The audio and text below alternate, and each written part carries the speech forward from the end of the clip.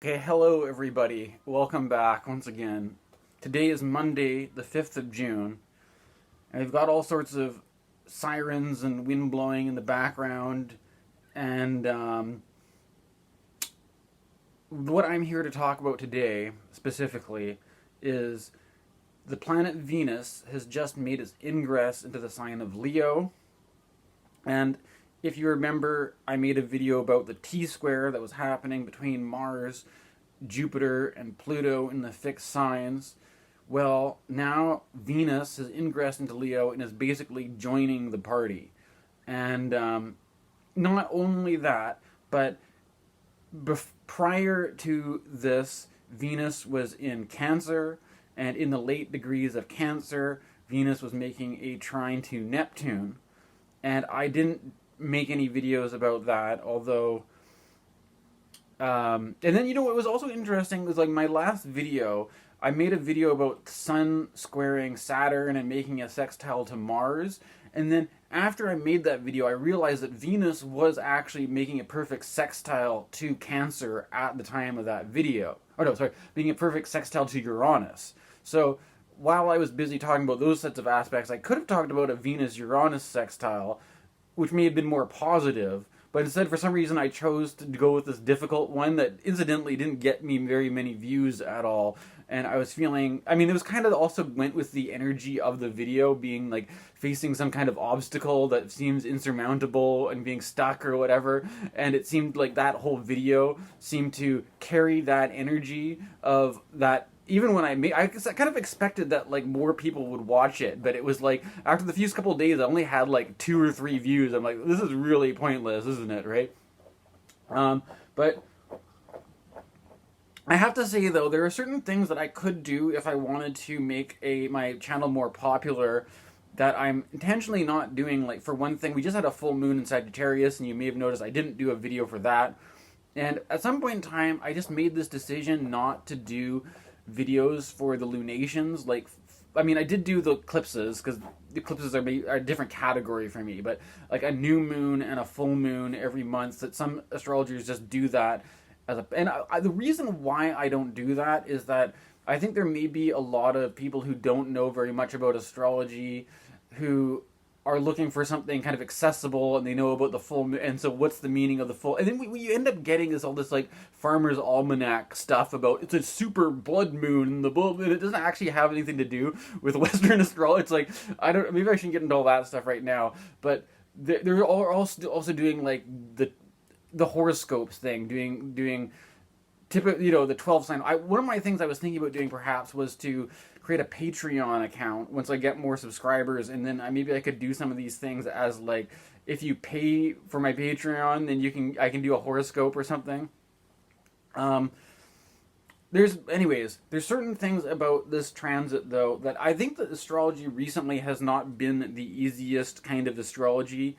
Certainly not for the placements that I have in my own chart. Maybe for somebody out there, there may be fortuitous things going on, but I have certainly. But I mean, I shouldn't actually complain that much.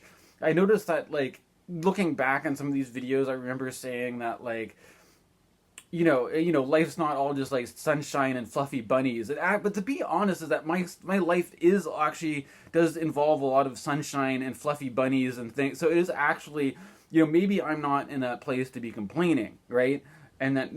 But so maybe it would be better to be grateful rather than to bemoan but part of the whole idea of astrology is that if you look at the transits and are aware of them psychologically, then it doesn't have to manifest in such a concrete way to get your attention, right? So it can still be a bit of, even if your life is not so bad, it can still be a bit of a heavy load to process these things at a psychological level, right?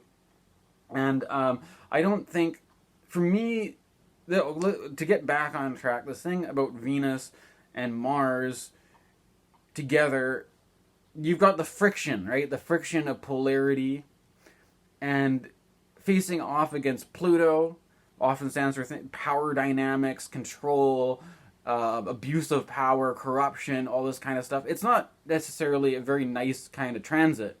Although to have a benefic, we do have benefics involved at least. That Jupiter is a benefic, Venus is a benefic, and they're both involved in this, so that the benefic influence may help to improve things a little bit. My idea for this video, I'm not even sure if this is a good idea. It kind of goes with the last one I made about the Mars, Jupiter, Pluto T-Square.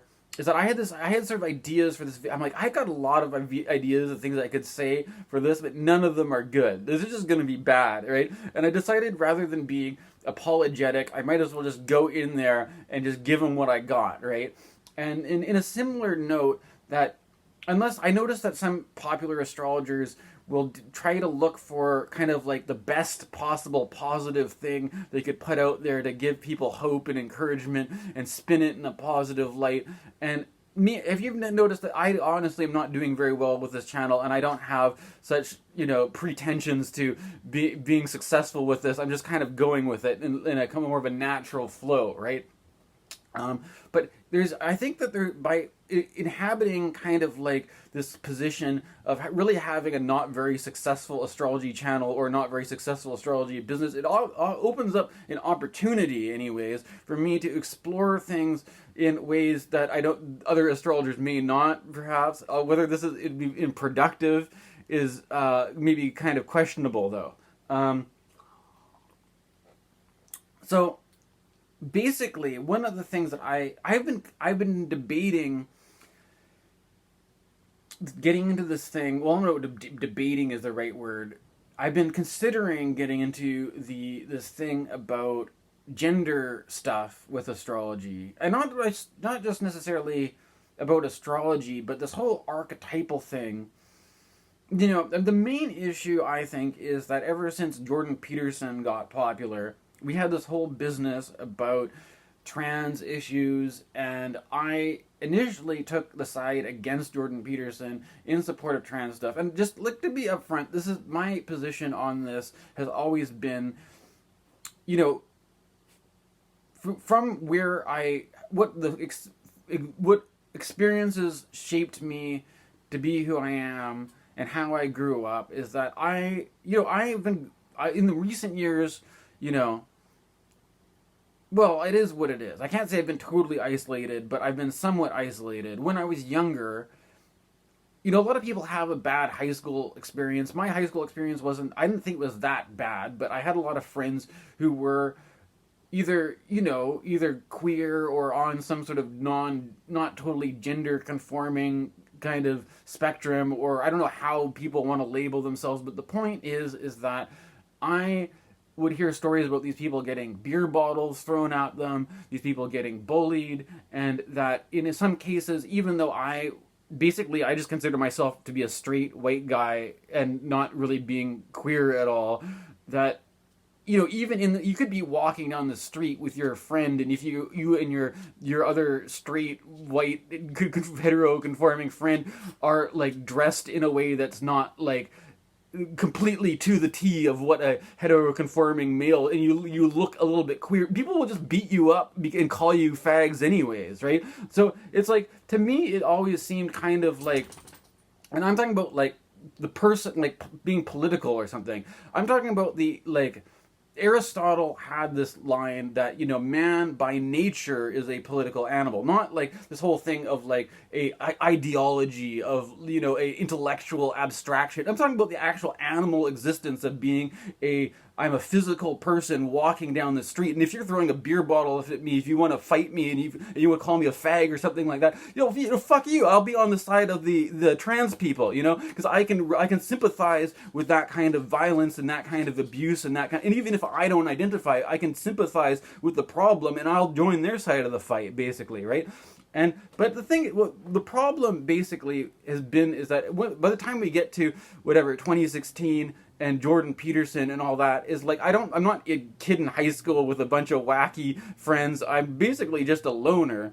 And I think that there's a lot of other kind of, straight white males who are kind of in the similar position, where you're basically a loner and you're looking for belonging and you're looking to fit in, and that when if you go to a show, like if I'm going to go to shows in Vancouver, the kind of music, the kind of scene that I would probably most be likely to go to, they put up stuff like on their posters, all cops are bastards, no TERFs as in no trans exclusionary radical feminists, no this, no that. And it's so, in order to even get your foot in the door, I mean, but it's completely, I think it's legitimate for people to be like, this is our party, this is our space, this is our kind of code that we play by, and that if you're partying with us, because we don't want to let these fascist jocks, who throw beer bottles at you into our party. It's kind of understandable, right? But at the same time, it's sort of I feel it creates more of this kind of like isolating factions where you have to abide by some, and this leads to this whole problem where people end up complaining about wokeism, or that people can.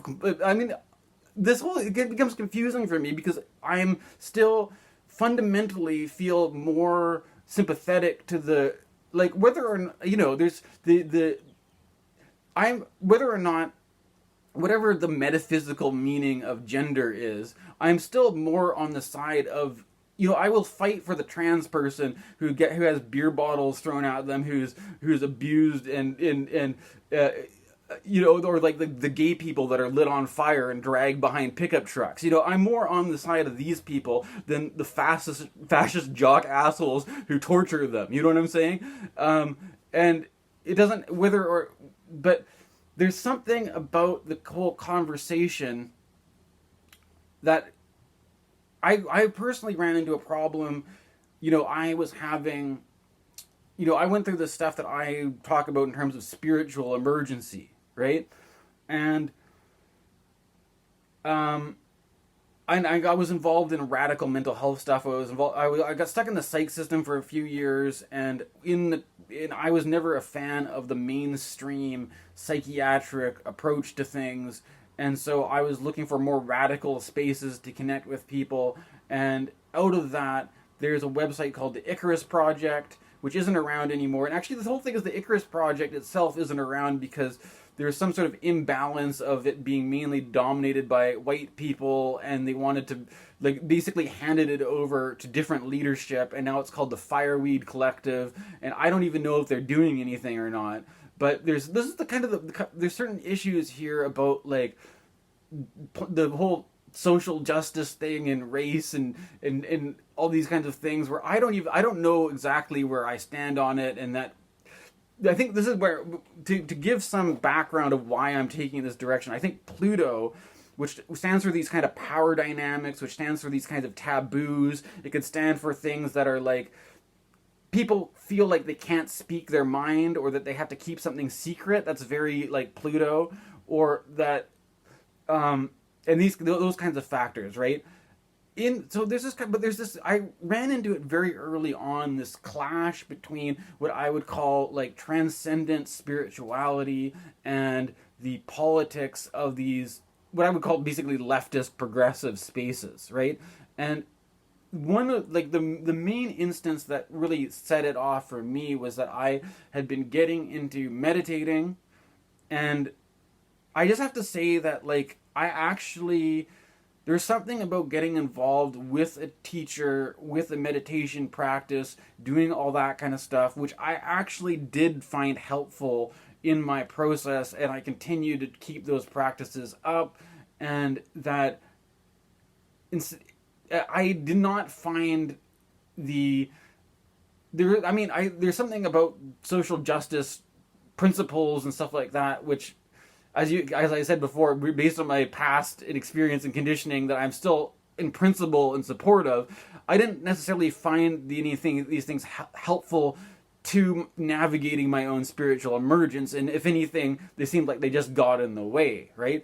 And in my own experience, what I specifically remember was that through all this kind of form of spirituality, one of the teachers that I got into was this guy Nisargadatta Maharaj, right?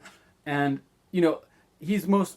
people often talk about this whole thing about the I am, and just staying with the sense of being, just staying with the sense of I am, and not engaging the mind and that kind of stuff.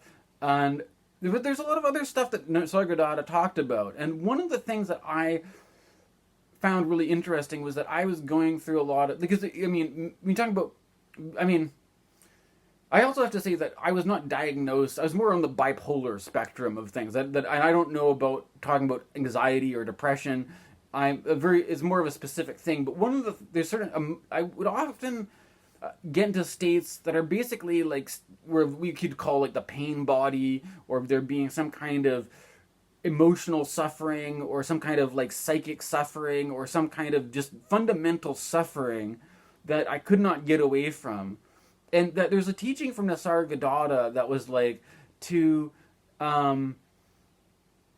that if you're basically wired to accept pain and reject pain, accept pleasure and reject pain. And Nisargadatta had this sort of thing in his book that was like, well, what if you just accepted pain instead? And there's a sort of like, I shared that I was on this Icarus thing because I'm like, this is brilliant, right? Because like, wait a minute, there's all this thing. If you look at the way the psych system is, the way the psych system works is always about, you have these emotions which are symptoms. You have these uncomfortable things that you deal with, which you suffer with. So but it's not good to experience the pain. It's not good to experience these uncomfortable things, so we'll give you a drug which basically just numbs you out, so you don't have to feel things that you're not comfortable with, and you can live in this kind of anesthesia, numbed out state, right? And there's something about this that felt so turning the whole thing on its head. Like, what if you just accepted, instead of pushing away and fighting and resisting and trying to get rid of the pain and the uncomfortable? What if you actually just accepted the pain and the uncomfortable? And then it was kind of funny with those that I had such a there's these person who I was completely, this was obviously the wrong thing to say in these kind of more progressive spaces, because to say that you could just accept pain is equivalent to fascism, right? Because it's taking all these oppressed people and saying that, your pain is just a spiritual lesson, that you shouldn't try to make anything better. Well, I mean, it's not necessarily that I was even saying that. But and if you also put it in context that a lot of the Nisargadatta was an Indian guy, and that a lot of Indians had to deal with the oppression of British people, and Mahatma Gandhi, and the way it works in a kind of a cultural context, it's kind of complicated, right? But the whole thing about like we're just talking about the sensation of pain in your daily experience, never mind this political crap. There's something about this that was like oil and water. It just didn't go together, right? And there's a sort of thing where if I wanted to get involved in, the music scene in Vancouver where I live, if I wanted to get involved with the kind of people who I normally identify with, another example is that for years I was going out to music events and stuff like that, and I bumped into some friends of friends that I recognized, and they were friendly and offered to hang out. But it was just like, in trying to hang out with these people, it was so difficult because I didn't really know what to talk about. I mean, they were asking me what I was involved in, and I'd been doing all this stuff. Like I'd been hosting support groups for the spiritual emergence stuff. I was working with the Unitarian Church. But there's just something about where it becomes, people don't really understand this stuff, and that it's sort of like that people kind of categorize it in their mind that we're with these people that are more progressive and accepting of trans people and gay people, and that if you're saying you're like yoga and that you're doing meditation, then somehow that means you are actually just a fascist jerk or something. Like, it's not really what they said explicitly, but they're kind of, you could see the cogs going in their mind being all like, we can't be friends with you because you are doing something that's completely off the map from what is politically acceptable in this social scene, and so these people are never to be seen and heard from again. They're just ghosts, the people don't, if you don't fit in with what everybody else is doing. And I don't know, maybe is that really what it is? But like, it doesn't. So the thing is, I try to go, but I don't feel like my points of view of acceptance or belonging necessarily in the spiritual circles necessarily as well, right? And I've already spent 20 minutes on this. I'm just kind of going with the flow of it. I haven't really gotten to my initial idea here, right? But it's still around this topic of the problem of when I'm using the Pluto being the taboo quality, and the friction of the Mars and the Venus energies, which have a obvious kind of gender polarity kind of thing going on, and the politics of talking about gender polarity and how, that goes with doing this astrology stuff, right? And I mean, for the record, I think that when it comes to we're actually reading the planets, like Mars, that if a heterosexual woman, gender normative woman can be very Marsy. There can be a very Marsy quality to what you associate with women, and there can also be a very Venusian quality with what you associate with men, and you don't have to make it about being gay or being transgender or being anything like this, right? Like, it's like you don't even have to go there necessarily, right?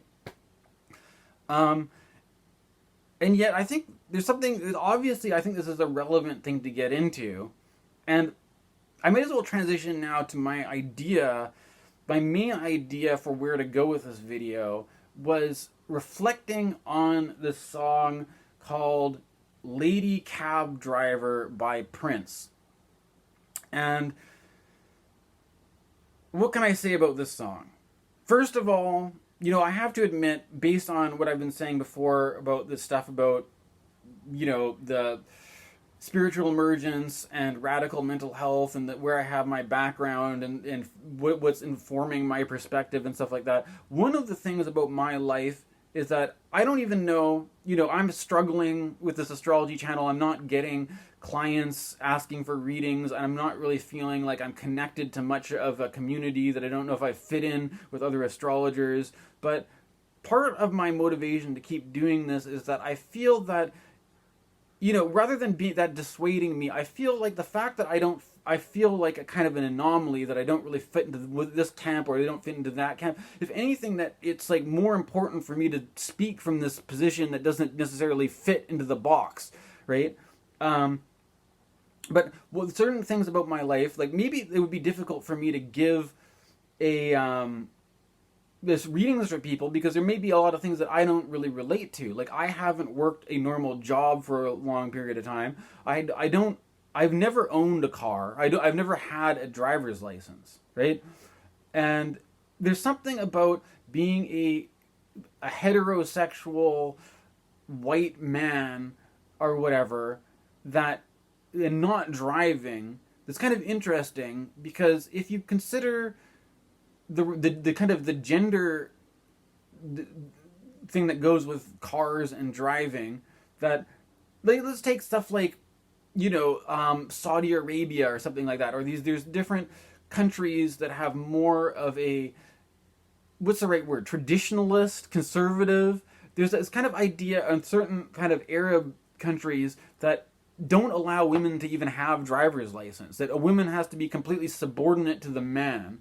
And so there's this kind of thing about women's empowerment, women's liberation and stuff like that, where letting the woman being able to drive is sort of like on the same thing of, like, at one point in time they wouldn't let women wear pants even, right? Which is kind of funny because that was even my mom's own lifetime. My mom had to live through that. So this whole thing about the equality of the sexes is still a relatively new thing, if we can say that even within one generation or two generations, it's been such changes in this, right?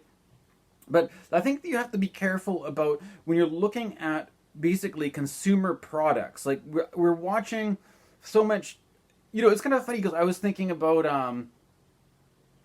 I watched an old James Bond movie the other day, and that it's like, how many of these movies are basically paid for by money from, like, we will give you a bunch of this money if you put our cars, like our BMWs, and basically, or like, you have these scenes where they're like sitting at the poker table smoking cigars and passing bottles of liquor around, and there's all this kind of thing that it's like, is this to be like maybe so much of these movies are just big commercials, right? To sell you a car, to sell you a cigar, to sell you some alcohol, to sell you to put pictures of pretty women on the screen and to arouse you, and then say, oh, if you have this car, all the women will want to drive around with you and stuff like this, right? And this is kind of like, I mean, it's so obvious in some way.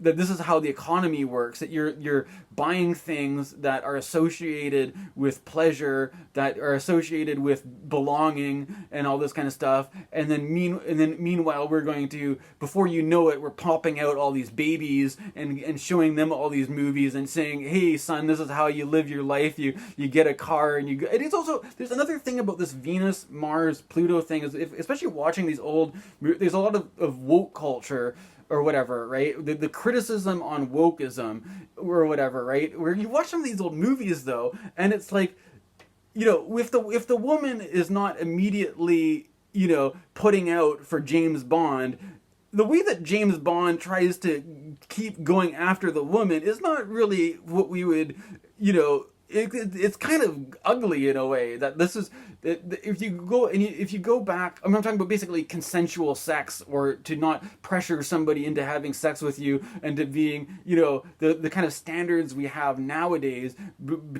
from that going back to the 60s, going back to the 50s, and you kind of realize that it was only a couple of generations ago where, the relationship between women and men there's probably a lot of trauma, there was probably a lot of unconscious behavior, there was probably a lot of what the Pluto stands for, these power dynamics, and women basically getting pushed into some situation that the circumstances just called for okay, I don't even know if I want to marry this guy, but I guess I'm popping out, a dozen babies and a loveless marriage, and I'll just pop Valium, and the 50s housewife thing, and there's all this stuff that's in our past that is like, we've been moving so fast in our progress and our development. I feel like we've just, we've gotten ahead of ourselves, and this is, take it back to the Prince song, right? What I'm talking with this Prince song, I was thinking this Prince song specifically was appropriate for this transit, because prior to this opposition between Mars, Venus, and Pluto, it was making the trine to Neptune, right? And Neptune is obviously, there's something about fantasy, there's something about the dream, right? And there's something about the lady cab driver, which is very dreamy, which is very fantastical, because if you're the kind of person who would take a cab, just ask yourself this: have you ever gotten in a cab and had a lady cab driver being the person driving the cab? And I have to say, I don't always take cabs. There might be people who take cabs a lot more than me, but in my experience, I've never had a lady cab driver, and I'm pretty damn sure most of the people watching this would not have had lady cab drivers, or that the idea of the female cab driver is a kind of it's like utopia in a way, right? And a non-existent ideal future or something like this. You could just, instead of being the man who has all the power, basically, because they're in the driver's seat and they've got the car, and if you don't have a car, you're emasculated, right? Because you don't have any balls if you don't have a car, kind of thing. And even the woman in the driver's seat is like taking on the masculine power by being the one who gets to drive the car around and rev the engine and spit black smoke out the back, and this kind of the whole attitude thing that goes with cars, right? But there's something about the thing about being a cab driver is that the kind of cab drivers that I usually get, there's the stereotype. They're often people of color. They're often Indian guys. They're or we say Pakistani. I don't know what the correct thing to say is. They're different guys from different ethnic backgrounds. They're usually white guys are not cab drivers. Sometimes white guys are cab drivers.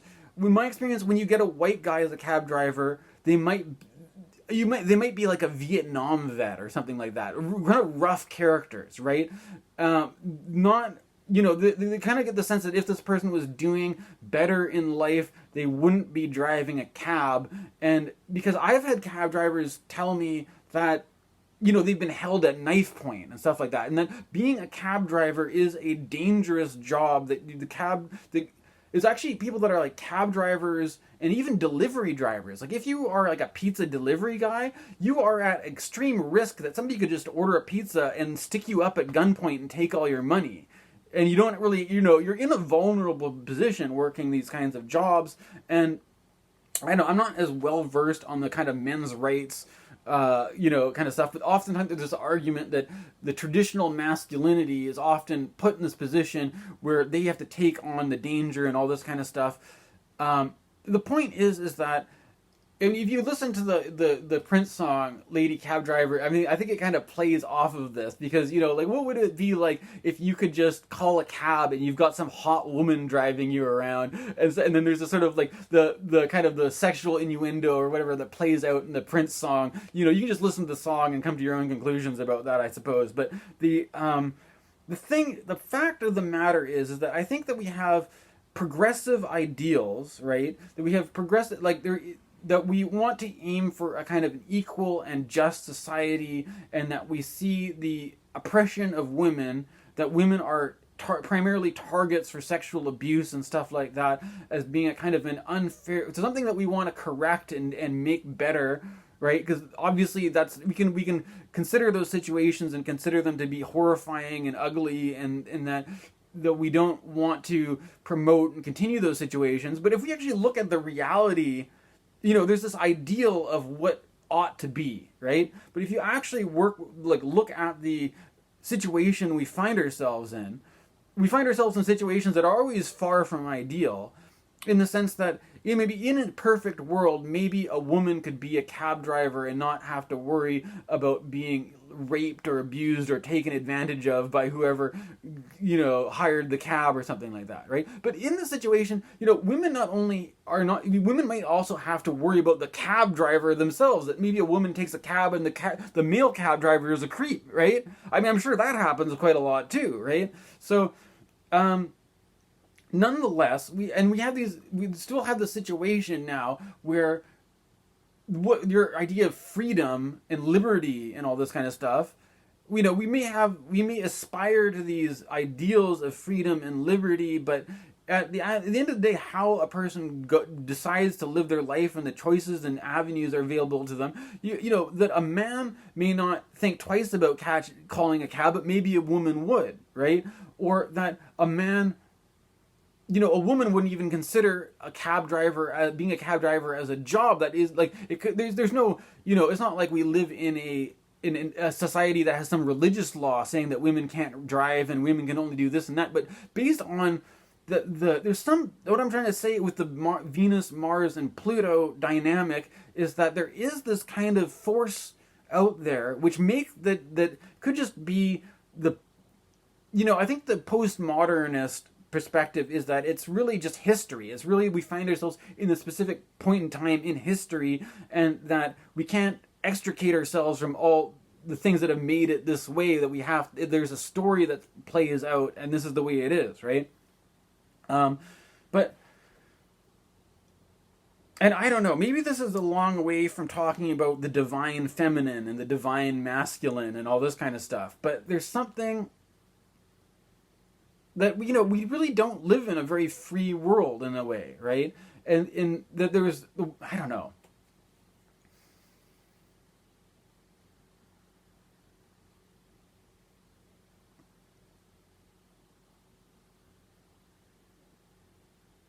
I'm just going to pause for a minute here. I'm already at half an hour.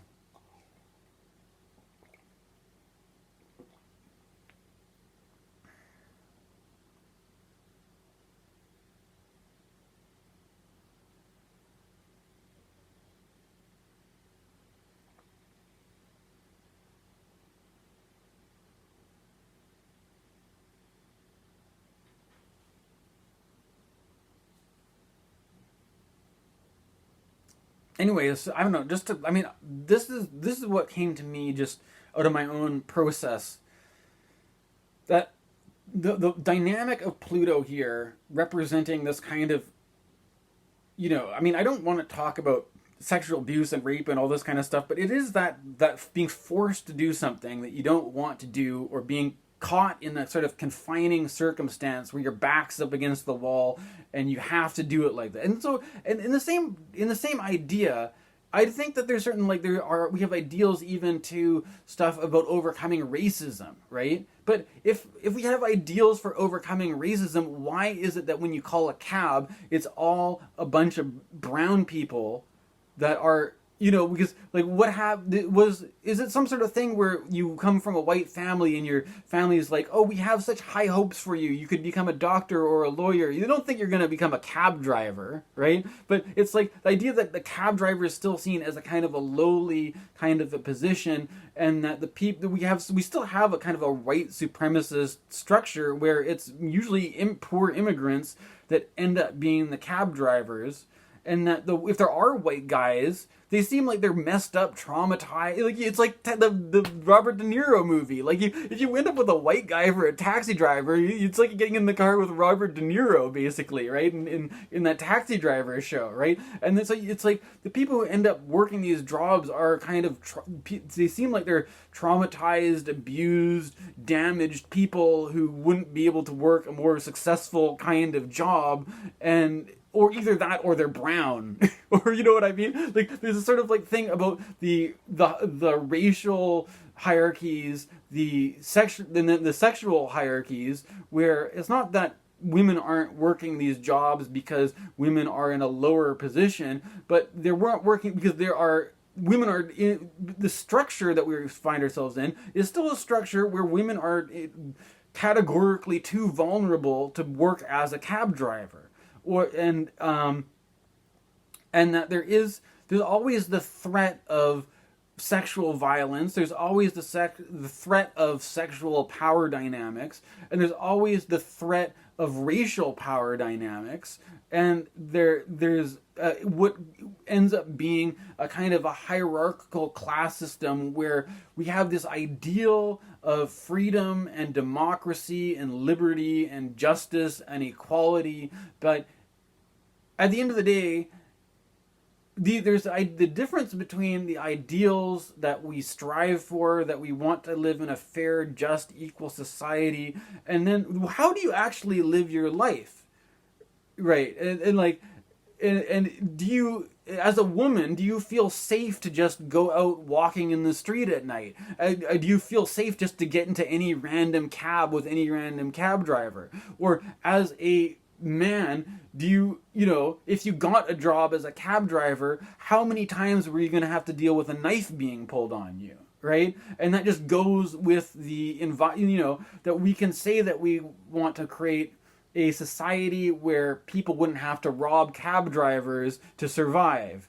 or that people wouldn't have to be con artists to survive, or that people wouldn't have to be criminals to survive. But we have like a system where crime is just baked into the system. And it's in the same way that, there's nothing, in a way, our economy wouldn't work without unemployment, right? Because if you have workers, right, if you were running a factory or a store, you have to have a pool, an unemployment pool, because if your worker is showing up late and is not doing his job correctly, you have to be able to say, hey, you better shape up or we'll fire you and replace you with somebody else. Because if you don't have a pool of unemployed people, you don't have anybody to replace them with, and then the worker has all the power over you, right? So in the same way that in order to have the system works, it needs to have people that are employed. It also needs to have people who are damaged and abused, and people who are criminals, and it has to have, there's just all this stuff which we consider to be what we need to reform. We need to have, as if the prisons are there to reform people. No, the prisons themselves are now money-making machines, right? They're part of the economy, and that we need a whole criminal class to send to the prisons so we can have people have jobs as prison guards. Right? And that's like this, there's a corruption that's just baked into the system, and that I don't know, I'm still, what am I going to do with a video? Like, what am I doing here making this into an astrology video, right? I don't know. I don't know. Like, maybe this is the kind of thing that astrologers don't want to talk about. Maybe this is the kind of thing that is not appropriate for astrology videos. But that whole inappropriateness, this whole tabooness works very well with Pluto. And that, I have neglected talking about Jupiter, but Jupiter is still involved in all this as well. Jupiter is a teacher. right? We've also just had the conjunction between Mercury and Uranus, which I didn't really make a video for, but that kind of rebellious the appeal to rebellion and revolution and liberty and all this kind of stuff is still in the atmosphere because, you know, I mean, of course, we're talking about Venus, and Taurus is a Venus-ruled sign, and that just happened in Taurus too. So hopefully you guys can kind of see where I'm going with this, and it's not, I don't know. This is what has come up today in the creative process of these astrology videos anyways. Hopefully you appreciate it. Hopefully it does something for you anyways. Thank you very much. Please like and subscribe. Although, yeah, I don't know. I don't know what's going on with this astrology channel. I'm going through a certain period of time where I'm not super confident about all this. At least it doesn't seem like it's the fast train to success to be making astrology videos at this point in time. But nonetheless, this is the sort of the spot I have carved out for myself as a place that I can kind of express myself and express my ideas and communicate something and put it out there. And astrology is still something I'm interested in. And my intention is just to keep going with it, although, I don't know. You know, maybe it would be better to get a job or to get a car and become a taxi driver, you know? Maybe that's what I ought to do. Who knows? Okay, anyways, thank you very much.